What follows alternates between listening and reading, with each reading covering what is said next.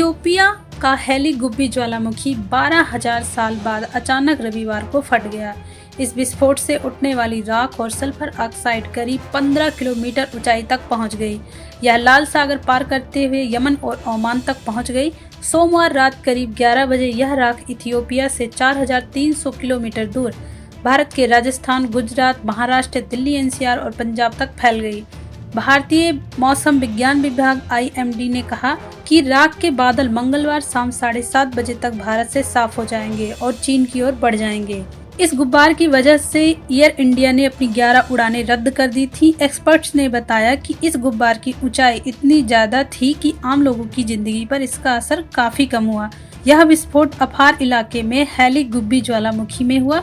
यह इतना पुराना और शांत ज्वालामुखी था कि आज तक इसका कोई रिकॉर्ड नहीं था। इस घटना में किसी की मौत नहीं हुई, लेकिन यमन और ओमान की सरकार ने लोगों को सावधानी बरतने को कहा है, खासकर जिन्हें सांस की तकलीफ रहती है। आसमान में फैले राख की वजह से हवाई जहाजों को भी दिक्कत हो रही थी।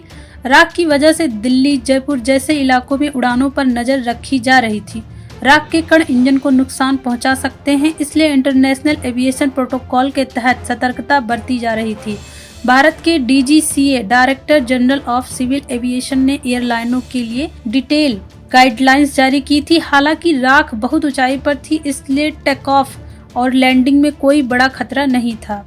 DGCA ने कहा था कि अगर किसी विमान को राख के संपर्क में आने का जरा भी संदेह हो, जैसे इंजन की परफॉर्मेंस में गड़बड़ी, कैबिन में धुआं या बदबू, तो एयरलाइन को इसकी जानकारी तुरंत देनी होगी। अगर राख एयरपोर्ट ऑपरेशन को प्रभावित करती है तो संबंधित एयरपोर्ट को रनवे, टैक्सीवे और एप्रन की तुरंत जांच करनी होगी।